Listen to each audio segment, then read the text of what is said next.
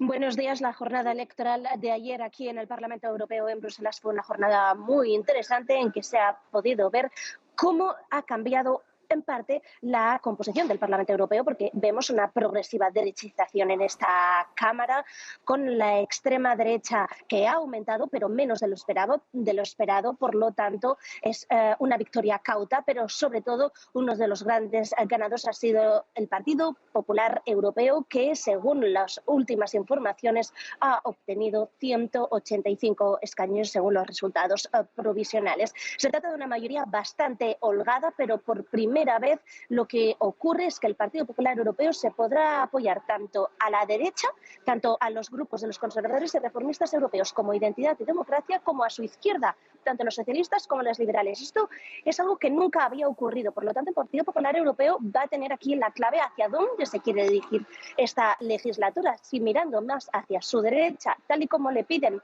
los grupos de extrema derecha, o seguir con esta gran coalición que siempre es la que se había apoyado el Parlamento Europeo, mirando hacia los socialistas, hacia los liberales, para llevar a cabo y para poder votar las grandes legislaciones de la Unión Europea. Aún así, lo más importante es que también las fuerzas proeuropeas siguen aguantando a pesar del embiste de las fuerzas de extrema derecha, aunque pinchan el grupo de los verdes y los liberales, justamente dos grupos que además han reducido su presencia en el Parlamento Europeo en países donde la extrema derecha ha subido, como en Francia o también en Alemania. Así que esto es interesante, ver cómo va a actuar el Parlamento Europeo. Aún así, el Partido Popular Europeo tiene que decidir hacia dónde va a ir esta legislatura. Muy probablemente las grandes legislaciones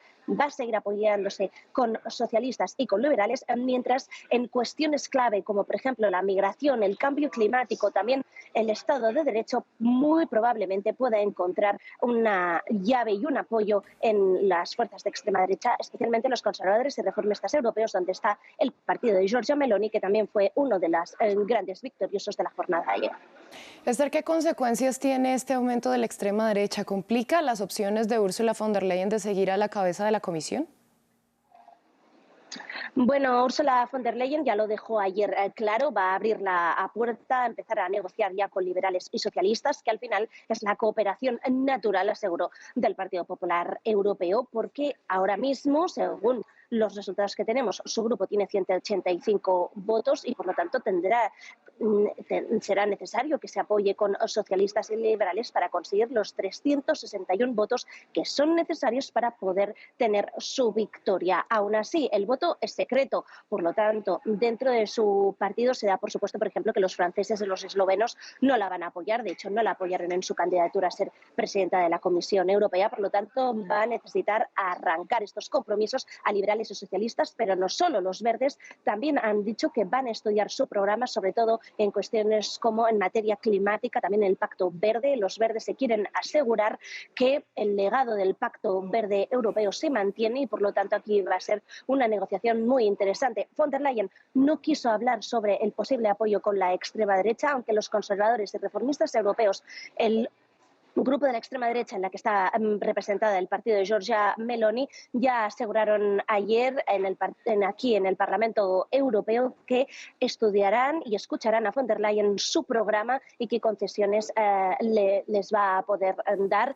Hace 5 años así fue, arrancó compromisos de los conservadores y reformistas europeos, sobre todo en materia de Estado de Derecho. Por lo tanto, hay que ver, no está cerrada. Aún así, ahora empiezan las negociaciones de verdad. La semana que viene hay una cumbre europea extraordinaria de líderes europeos en que se espera que puedan hablar sobre los grandes puestos y aquí será clave saber si revalidan la victoria de Ursula von der Leyen.